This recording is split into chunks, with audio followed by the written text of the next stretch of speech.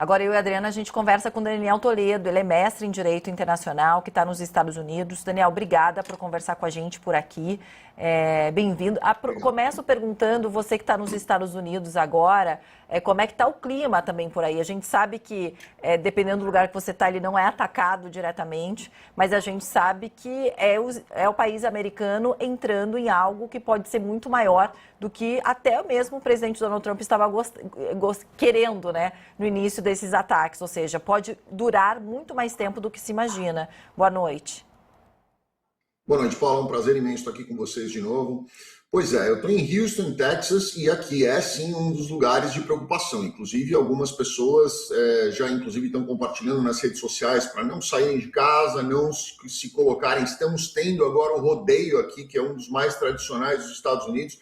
Muitas pessoas aí vendendo os tickets para não irem no rodeio porque eles estão com receio de algum tipo de retaliação, que é o terrorismo que a gente já vê acontecer, infelizmente, que é suportado, inclusive, por alguns grupos terroristas que são financiados diretamente pelo Irã, não necessariamente o iraniano, mas pelo regime que hoje está lá. Inclusive, a gente tem aí diversas notícias onde o Khamenei sofreu essas manifestações agora no mês passado, justamente porque ele disponibiliza 6 bilhões de dólares por ano para financiar esses grupos terroristas, como o Hamas, como o Hezbollah, como até os grupos ali no Iêmen, e ele acaba deixando de financiar o que é realmente importante para o povo, como infraestrutura, educação e uma série de coisas. Então, sim, existe aqui uma grande preocupação dessa retaliação, principalmente dessa retaliação contra o cidadão comum, o civil que está indo no mercado, que está indo na igreja, que está indo num evento como o rodeio, por exemplo,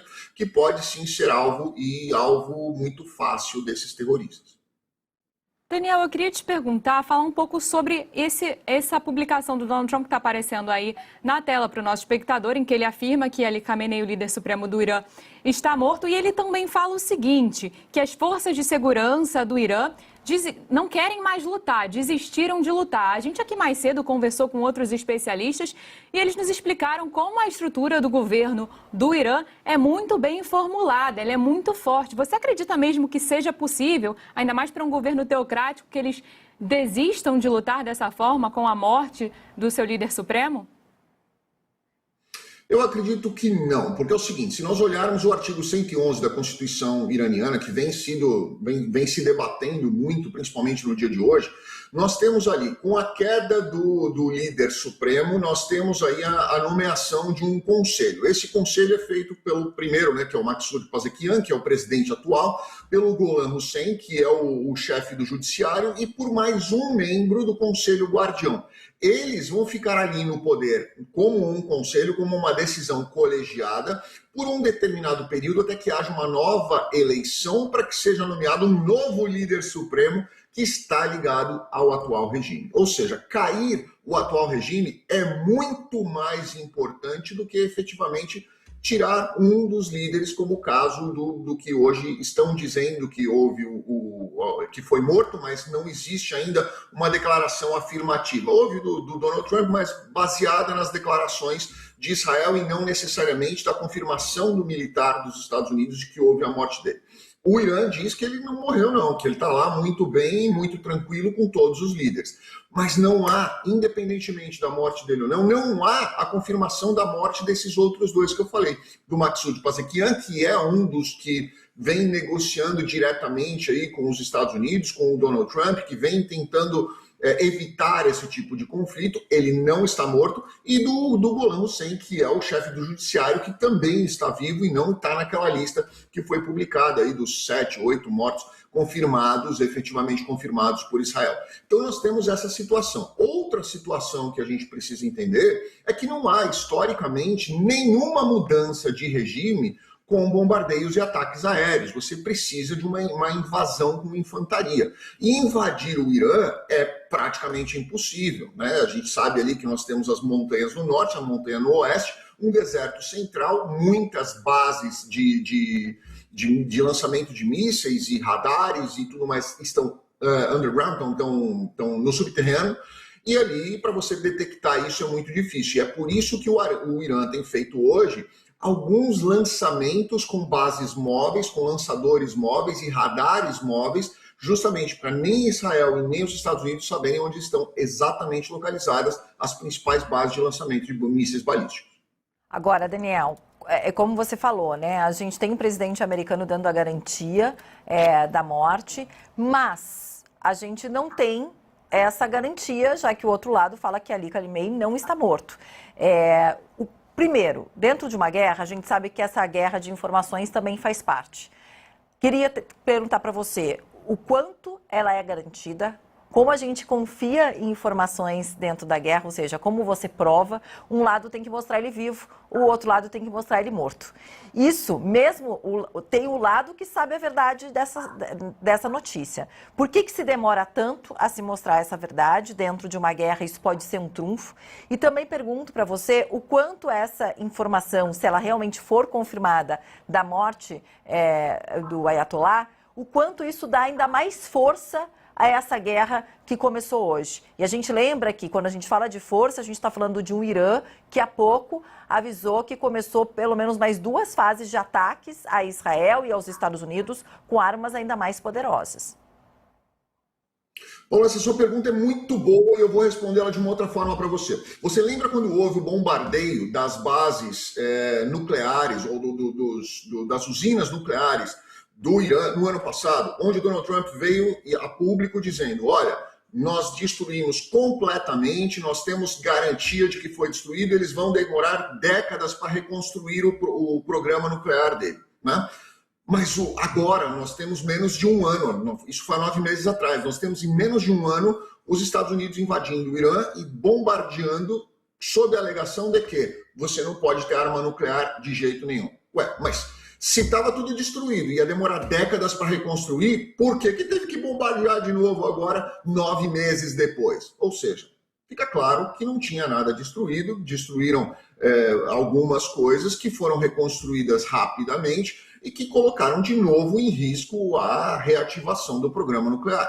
E a gente sabe que existe ali, o Irã está cercado de inimigos por todos os lados, não tem países ali em volta que não sejam os proxies dele, que tenha organizações proxies dele, Hezbollah, o Talibã e outros proxies que eles financiam. Tirando isso, é todo mundo ali com o pé atrás com o Irã, inclusive a Arábia Saudita, que foi bombardeada hoje por causa da base americana que está ali. Então, obviamente, a gente sabe que existe essa narrativa tanto de um lado quanto do outro. Mas o que se questiona muito hoje aqui nos Estados Unidos, hoje mesmo, inclusive por um deputado, vamos chamar assim, aqui não é esse nome que usa, mas um congressista republicano do partido do presidente, ele questionou, falou, poxa, peraí, mas se havia sido destruído, por que houve esse novo bombardeio e por que houve esse bombardeio sem autorização do Congresso, onde a Constituição americana exige que o Congresso dê o aval para que haja invasão e bombardeio de outro país? Então, isso tem se considerado aqui dentro. Essa narrativa é muito positiva para o Donald Trump, principalmente por causa dessas eleições de meio de mandato, e é muito positiva para o Netanyahu, que estava muito perto de perder o poder nos últimos 3 anos e vem criando outras situações para que mantenha o apoio popular, para que ele continue no poder. Daniel, bom, respondendo aí a sua resposta, o Trump não para de desafiar o Congresso, né? A gente consegue observar isso um pouco. Mas eu gostaria de falar um pouco da situação interna do Irã. Apesar da informação de Ali Khamenei estar morto ser uma informação que vem de Donald Trump, como você estava falando aí, essas informações divergem quando a gente vê a mídia estatal do Irã. Você acha que isso pode acender novos protestos dentro do Irã e principalmente protestos que ali ataquem as instituições, como o Donald Trump aí sinaliza em seu post nas redes sociais? A gente sabe, né, que tiveram protestos de estudantes que começaram agora, mas eu digo protestos nas ruas mesmo, da mesma maneira que a gente viu desde dezembro do ano passado.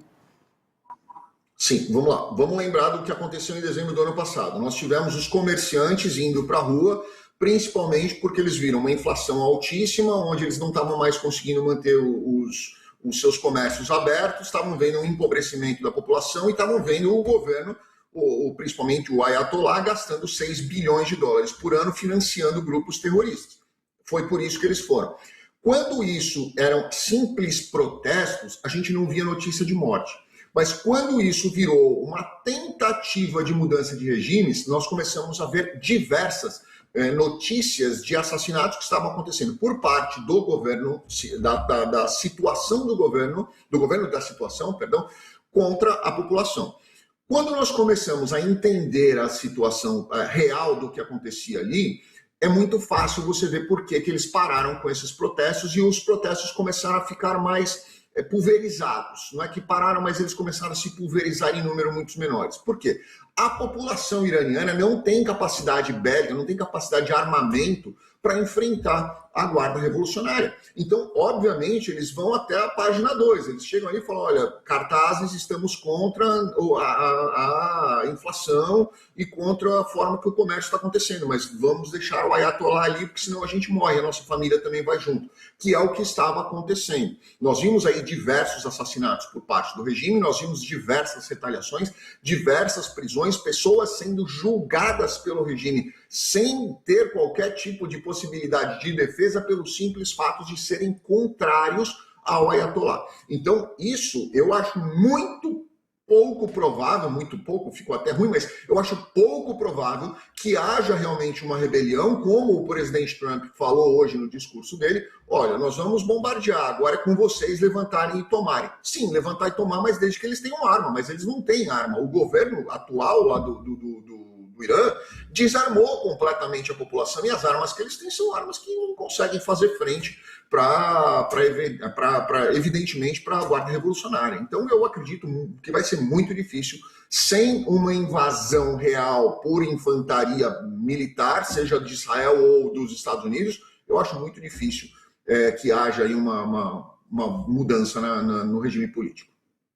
Daniel, nesse momento, a gente está falando desse primeiro dia, porque a gente não sabe ainda o quanto ele pode durar, né? Se ele vai durar mais horas, meses, anos, enfim. Nesse momento, com as informações que a gente tem entre Estados Unidos, Israel e Irã, quem está ganhando mais com esse conflito que se iniciou e quem está perdendo mais?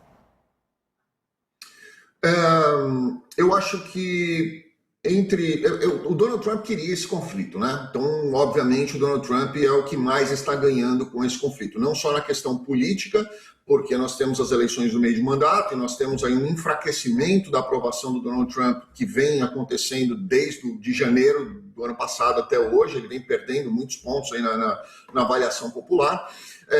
E nós temos aí a conversa e a pressão que vinha acontecendo por parte do Netanyahu, que tem diversos problemas, inclusive condenação no TPI, inclusive manifestações internas, pessoas ali que não estão satisfeitas com o governo dele e por aí vamos. Então, um conflito, neste momento, é muito oportuno para ambos.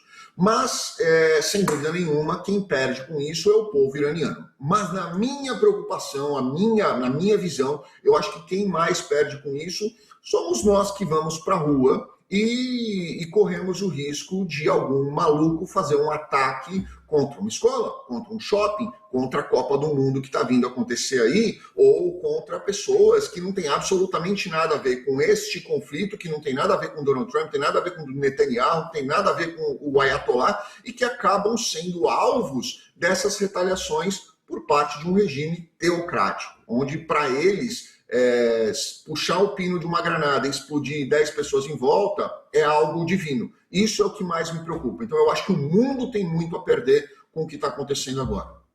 Felizmente. Daniel, muito obrigada por ter participado aqui com a gente. A gente vai ao vivo, direto para a ONU, né? A Adriana Weinstock está aqui com a gente, está acompanhando sua tradução simultânea, Adri. Esse é o representante dos Estados Unidos